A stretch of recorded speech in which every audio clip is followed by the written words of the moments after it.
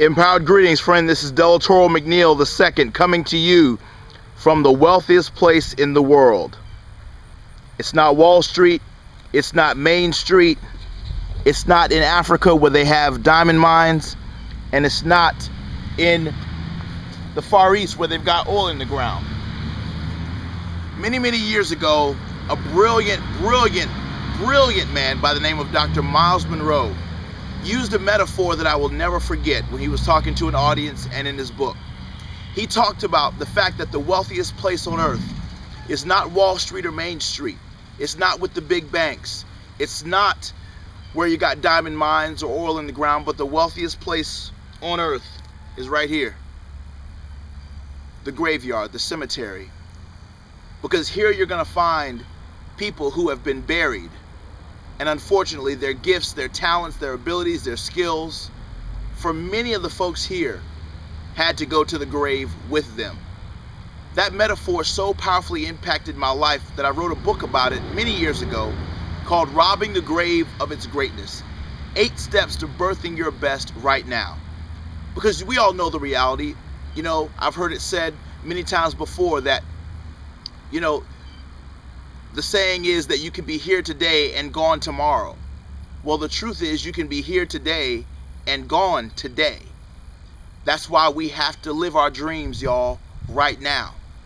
The reason why they say that the wealthiest place in the world is the cemetery is because here you're going to find goals that were never achieved, songs that were never sung, books that were never written, software that was never developed, ideas that were never turned into businesses that were started that never flourished. Here you're going to find recipes that were never taught to their family.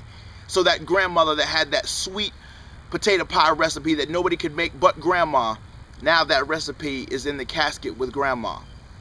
Or that that photo album that nobody knew where it was in the family but granddaddy. Now that photo album has to go to the grave with him. My friend, I want to challenge you in this quick video. Don't let life take you out of here without you developing every one of the gifts, talents, and abilities and skills that I believe God put on the inside of your heart when He created you. He made you fearfully and wonderfully made. He made you an exceptional person. I just came back from keynoting a large corporate event, and I was telling those business professionals the importance of developing their peak performance. I help corporations and organizations and universities and government groups and educational institutions all across the country and churches. I help people from every walk of life improve their level of performance. But one of the most critical ways to improve performance is to birth performance. What's in you that you haven't birthed yet?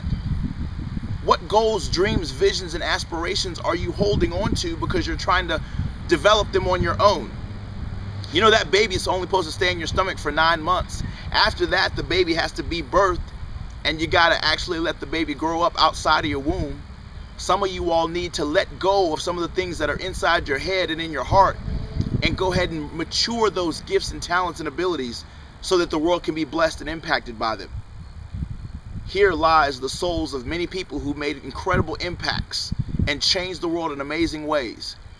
But their time is over. People say that time is money. There's no way that time and money are the same thing. Time is not money. On every single one of these tombstones, you're going to see 2 things.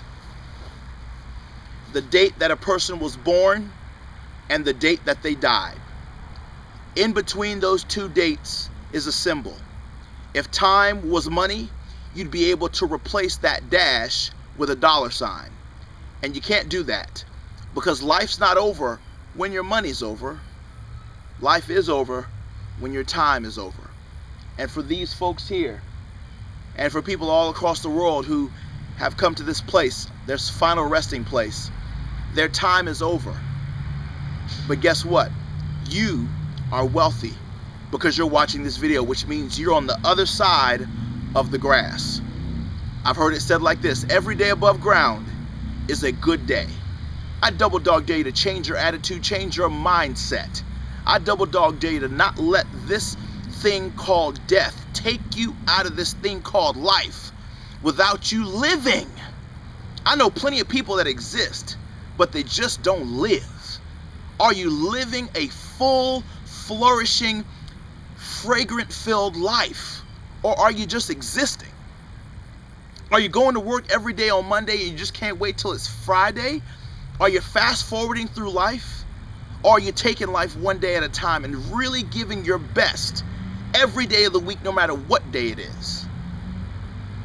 My friend, I want you to give birth to whatever goals and dreams and visions and aspirations that are on the inside of your heart. I've heard Les Brown say it like this: what a tragedy to be on your deathbed and to look around you and see all the goals and dreams and visions and aspirations that were entrusted to you to give birth to on earth. And they look at you with large beady eyes saying, we look to you to give us life. We look to you to make us a reality, and now we have to die with you.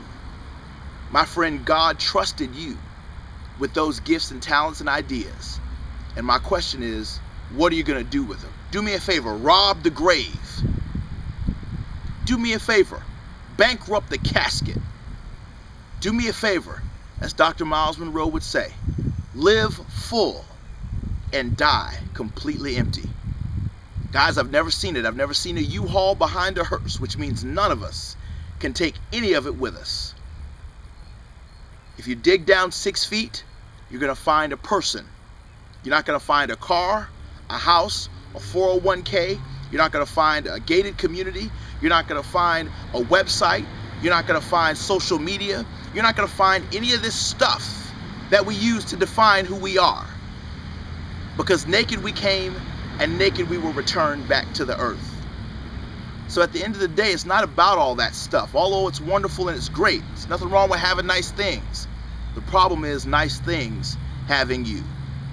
What are you doing today and every day to birth your best into this earth so that you can live full and die empty? I double dog dare you to make it your daily commitment and pledge to yourself that you're going to leave this world better than the way you found it, more powerful than the way you found it, more impacted than the way you found it. Touch people while you yet live. Touch people, reach people, forgive people, love people, celebrate people, inspire people, motivate people, teach people, mentor people while you yet live. And every day you wake up, instead of saying, good God, it's morning, say, good morning, God. I'm excited about another opportunity to change another life and to rob the grave of a little bit more of that greatness that is trying to take to the casket. Guess what, my friend? You are a brilliant individual. I celebrate you. I thank you for watching this video. I just was inspired. After I finished keynoting, I was just inspired to shoot a quick video because I've always wanted to shoot a video at a cemetery.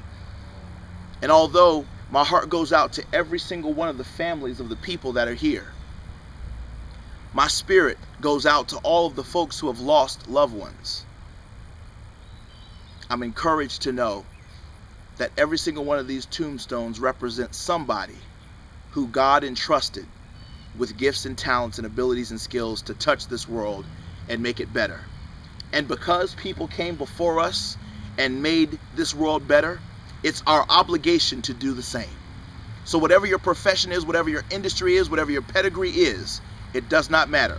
What matters is that you were put on this earth to make it better.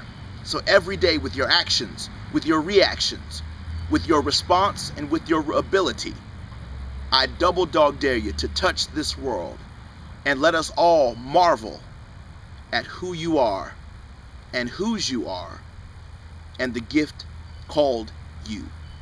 Thank you so much. This has been Delatorro signing off, saying shoot for the top.